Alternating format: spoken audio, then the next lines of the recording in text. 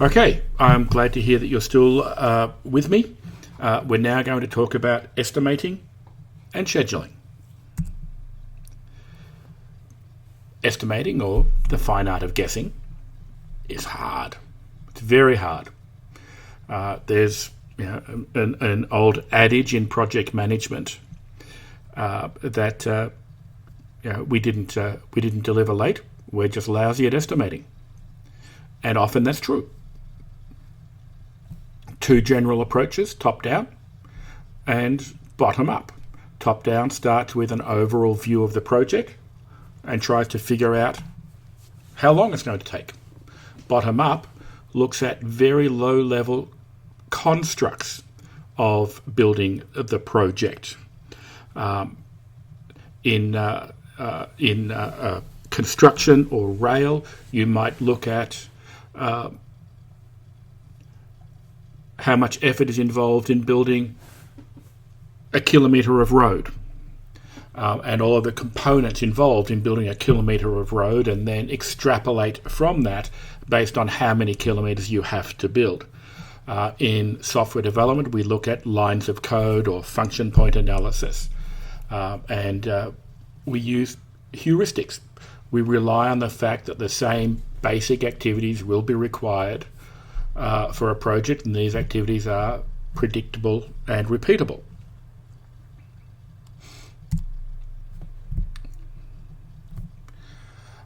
Guesstimating. You walk into a project and you say, how big does this feel?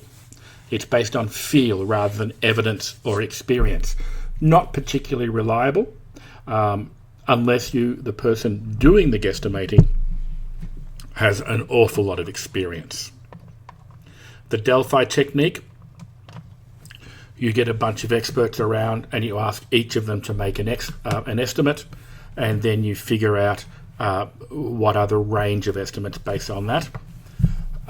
Time boxing, a technique where a box of time is allocated for specific tasks. In Agile, we usually use a 2-week sprint, and so we would look at how many sprints are going to be involved if we box it up, and then the challenge becomes making sure that each of those sprints can be achieved in the time allocated. Metric estimation is looking at lines of code and function point analysis. Very, very complicated. There are tools to support doing that, and it requires an awful lot of analysis up front, to the point where you've almost put in the effort needed to build the job before you've actually estimated it. And as I have been doing, we have another video to watch. Hey there, welcome to Agile in a Nutshell. I'm your host, Jonathan Rasmussen. One thing I really like about Agile is how it dispenses with the pleasantries and reminds us what our estimates really are. Really bad guesses. But guesses we must give and plans we must turn them into. In this episode, I'm going to show you how to size requirements the Agile way and give you an invaluable tool for creating your first Agile plan. Now let's face it, our industry hasn't exactly had a stellar reputation when it comes to setting expectations around projects.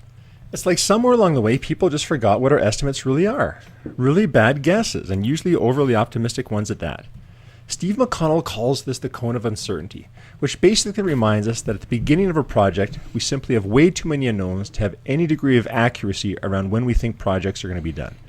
Only after building something, measuring how long that takes, and feeding that back into the plan can we get concrete around things like dates. The only question we should be attempting to answer at the beginning of a project is this project even possible given the time and resources we've got? So when it comes to estimation, what we need is a way that allows us to create budgets, plan for the future, reminds us that our estimates are really bad guesses, but also acknowledges the inherent complexities and uncertainty that comes with writing software. Now there's two things that are going to help us estimate the Agile way. One, we're going to keep things simple, and two, we're going to estimate things relatively. Keeping things simple means assigning one number to the bigness of a story. There are no separate estimates for analysis, development, or testing. It's one number, all rolled up into one, that delivers everything necessary to make the story work. Also, a little effort goes a long way in estimating. We aren't going to spend hours trying to get our estimates just right. We're going to do some analysis, give our best guess, and then quickly move on. Staring at the stuff for days isn't going to help. But what really makes Agile estimation work is sizing stories relatively. Here's what I mean. Let's do a quick experiment. Say I asked you to estimate the size of these two squares as an exact number. Take a few seconds, think hard, and tell me exactly how big each one of these squares are. Okay? Now I'd like you to do the same thing, only this time tell me how big the purple square is compared to the green square. If you guessed 4 times, congratulations, you're a natural estimator. Now the million-dollar question is, which was easier? Estimating absolutely the first way, or estimating relatively the second? If you said the second way, you'd be right. For some reason, we as humans are really good at comparing things relatively. We can do it in a second. It's probably an evolutionary trait harkening back to the days of us having to avoid the jaws of the saber-toothed tigers. Roar! But what we're really good at is doing this sort of thing quickly. We call this relative estimation, and it forms the cornerstone of agile estimation and planning.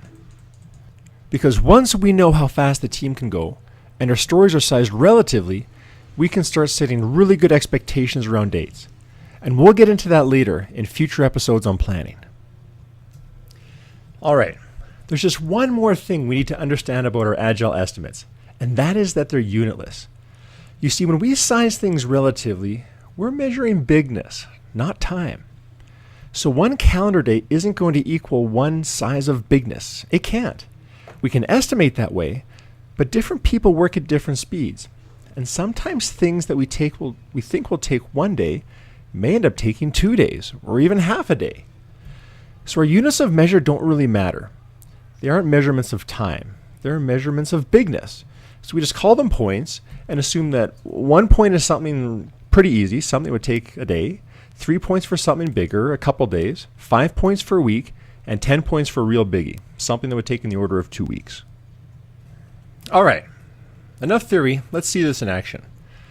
Let's say that we need to estimate how big it would take us to produce a login page. Now let me just set the stage a bit. Let's say that we've already got our project scope, we've got it defined, we understand what we're building and why. We've done an Agile Inception deck, very important. We've done our story gathering workshop, see the previous user story video for how to do that. And now we're ready to estimate our first story from our master story list. How should we go about this? Well, there's nothing magical about estimating our user stories. You basically just sit down with your customer, ask a lot of questions until you're comfortable with coming up with some sort of guess as to how big you think this thing is.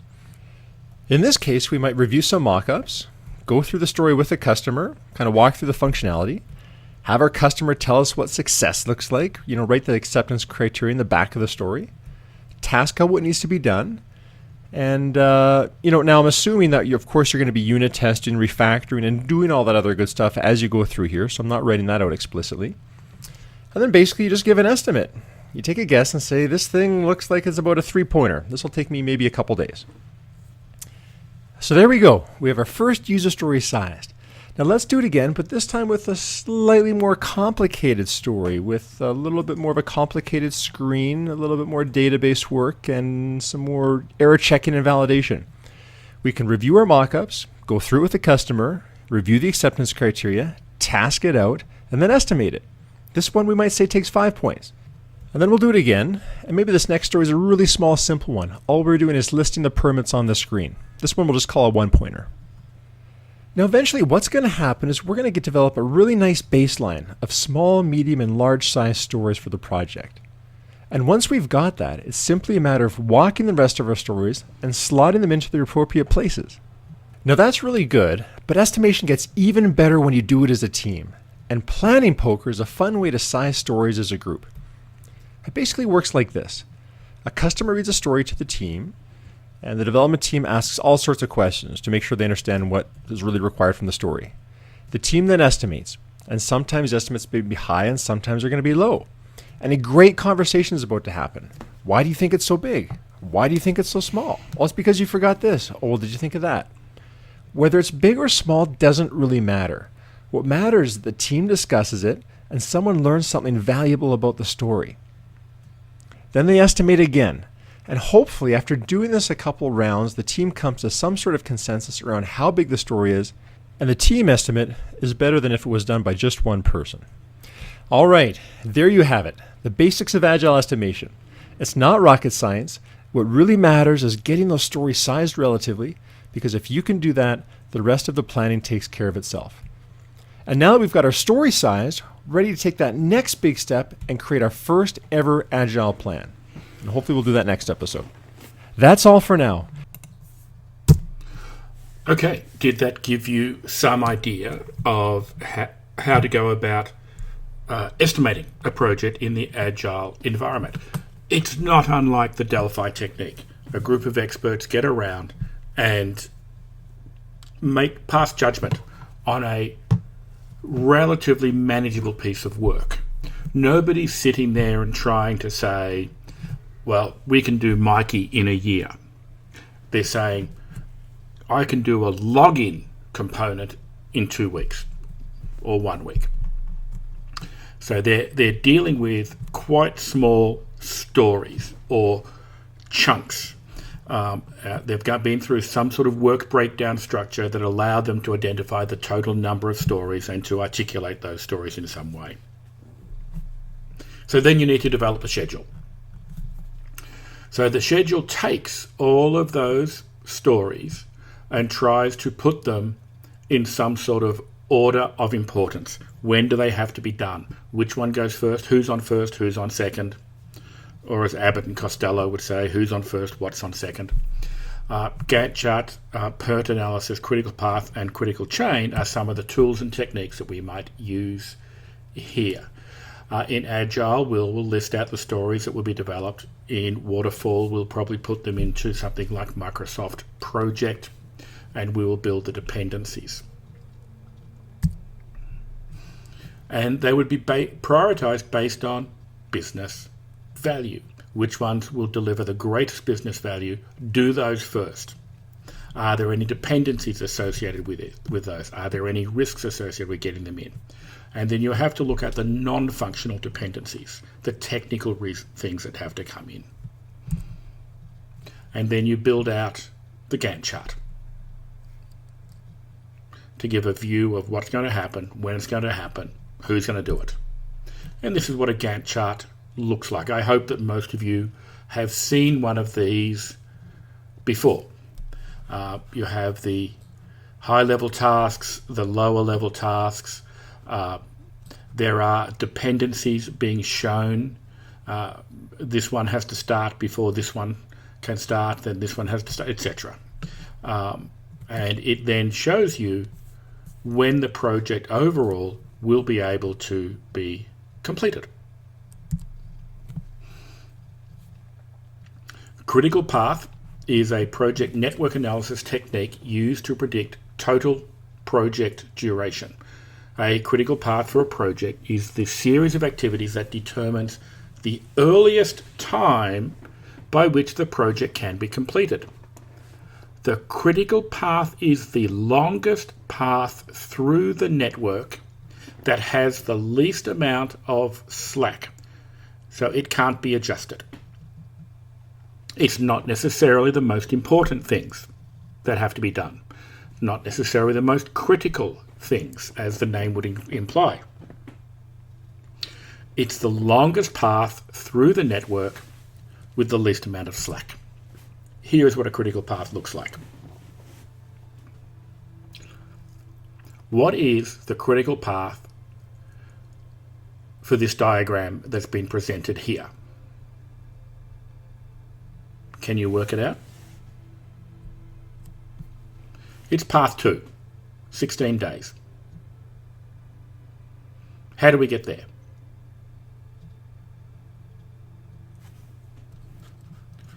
It's B, E, H, J. Now, it's not necessarily the most important activities. It's those activities which will take the longest time and can't be amended. The critical path is not the one with all the critical activities. It only accounts for time. There can be more than one critical path if the lengths of 2 or more paths are the same. The critical path can and usually does change as the project progresses.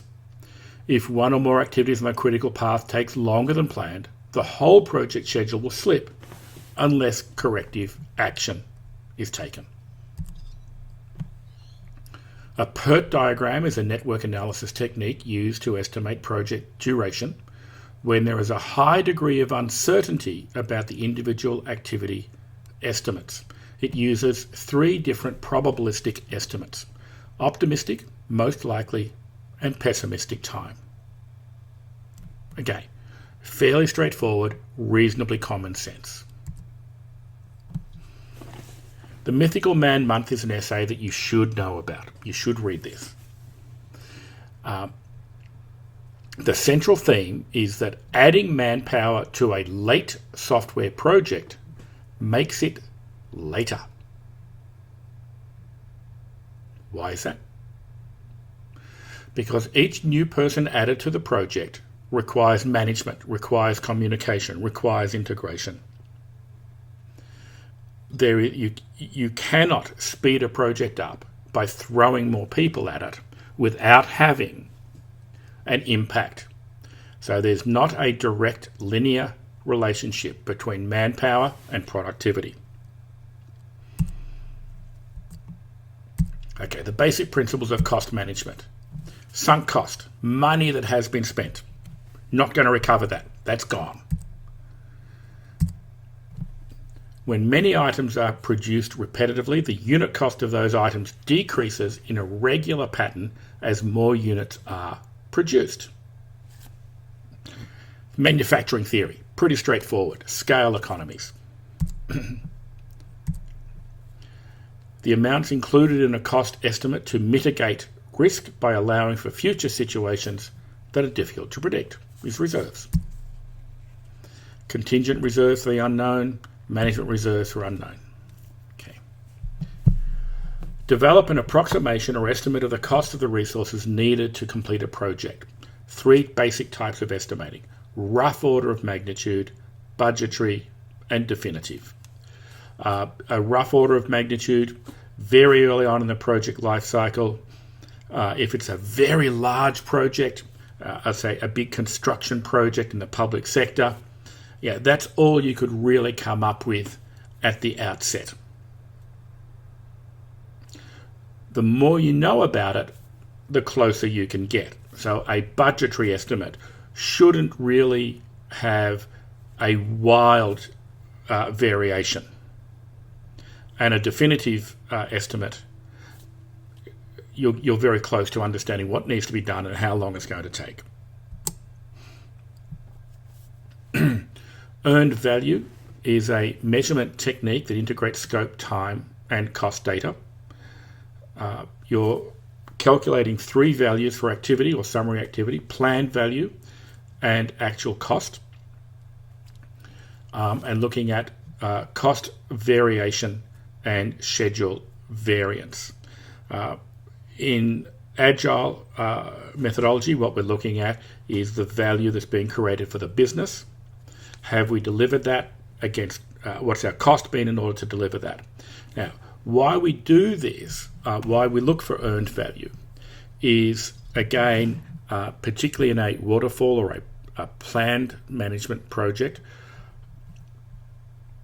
the time and cost spent isn't necessarily in direct correlation with the value being created, particularly if what we've spent the initial emphasis on, or the initial focus, has been on creating infrastructure, which has little business value and would not be seen to be delivering value to the end user.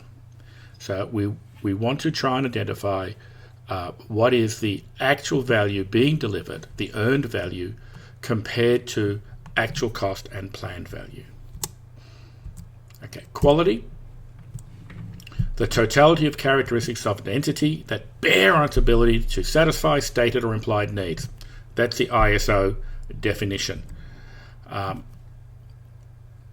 It's about whether or not we have delivered a product which meets the required specifications. That's what's determined by quality. Fitness for use, conformance to requirements. The most important meaning nowadays is customer satisfaction. Is the customer satisfied with the product that we have delivered? That would determine the quality of what we've delivered. But fitness for use and meets requirements are the most important things to think about.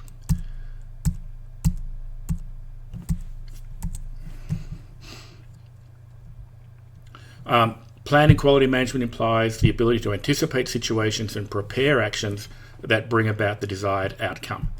We can use the design of experiments to identify which variables have the most influence on the overall outcome of a process.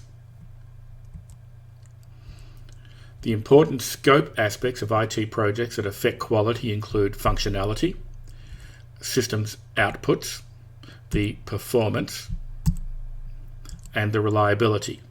Is it going to perform as expected under normal standard conditions? Of course, with IT projects, we're also looking at maintained costs, total cost of ownership over an extended lifetime. We also want to think about usability, efficiency, security, big one now, flexibility, reusability, and so on. We must have quality and performance specifications for both functional and non-functional requirements. So when you're scoping out a project, what are the business, i.e. functional requirements, and what are the quality and performance specifications for those? What do we mean by in real-time response from a business point of view? And the non-functional requirements. How is the IT system meant to perform?